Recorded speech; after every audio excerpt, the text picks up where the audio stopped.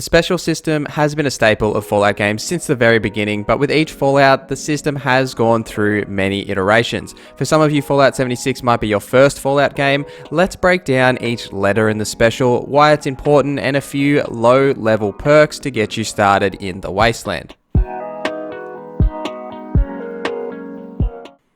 Before we get into it, all stats can be increased to a maximum of 15 by leveling up. However, there are only 50 points available to split between the 7 stats. So at level 50, you will no longer earn new points. You can instead change where your points have been allocated. However, you can go above these values with different buffs, which will increase the benefits of that stat, like increased carry weight for strength, but this will not increase the amount of perks you can equip in that stat. So for example, if I take buff out, my strength is increased, therefore increasing my carry weight, but if I check my perks, I still only have a strength of 3.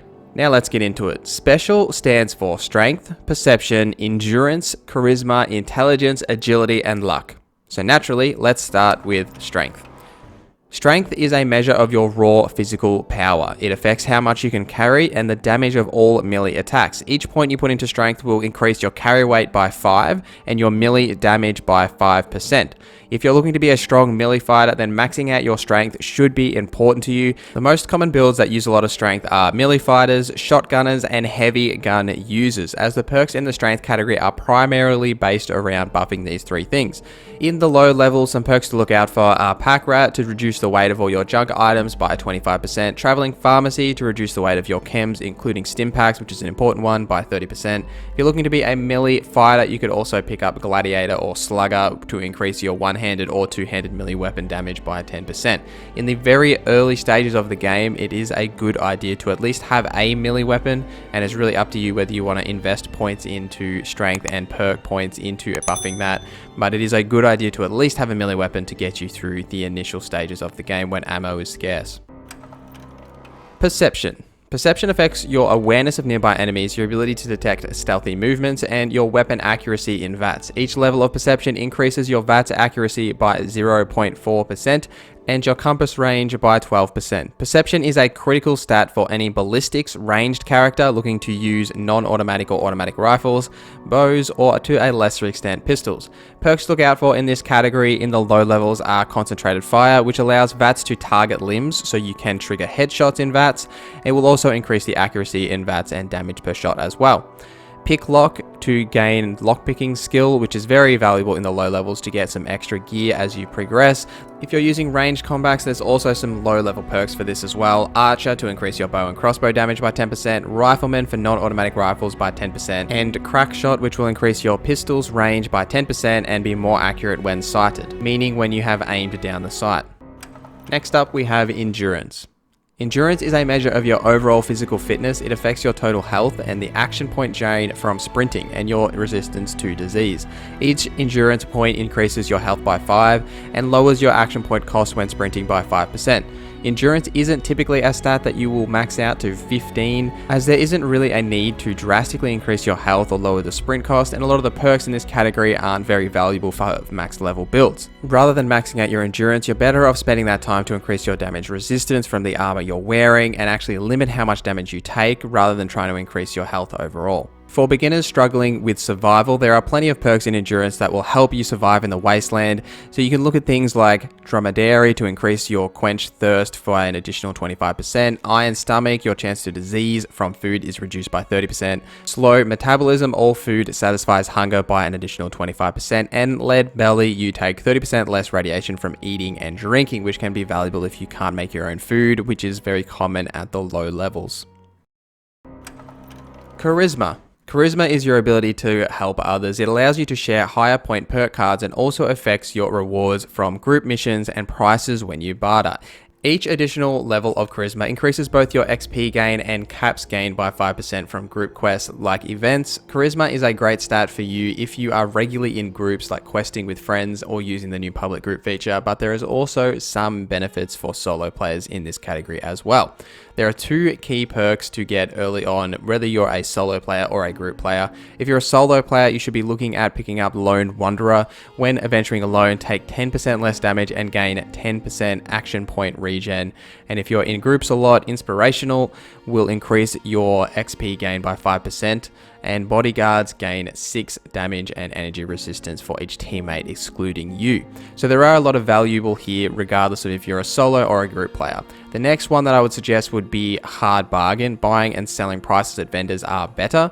This perk card is only available if you are spending money on vendors a lot, which you may not be, and I wouldn't recommend spending your caps on vendors anyway at the low levels unless you are desperate for either ammo or stim packs. I wouldn't worry about buying any of the plans or any of the other additions that they have.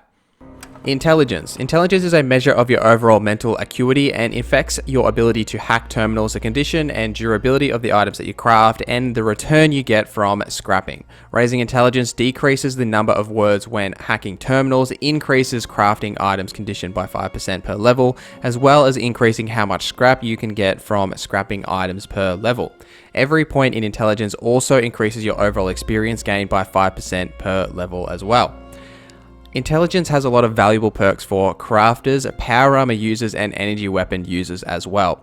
There is also perks in intelligence that will help out any player, like First Aid, Stim Packs redraw 15% more health, Hacker, which increases your hacking skill by 1, and Pharmacist, which means Radaway removes 30% more radiation. Other intelligence perks are more dependent on your playstyle, but every character should at least have some points invested in intelligence because all the crafting perks are found under this category. If you're using ranged weapons, you want to pick up something like Gunsmith. Melee weapons, you want to pick up Makeshift Warrior. And once you reach level 15, regardless of your build, you should pick up Armorer so that you can craft advanced armor mods. Next up, we have Agility. Agility is a measure of your overall finesse and reflexes. It affects the number of action points in VATS and your ability to sneak.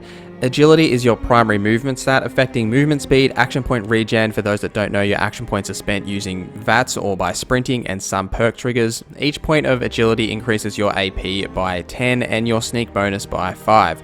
Ranged users, sneaky boys, and VATS users will use agility as either their primary or secondary stat, as there are many perks in this category that benefit these type of users. The best perk in this category for any low levels is Born Survivor. Falling below 20% health will automatically use a stim pack once every 20 seconds.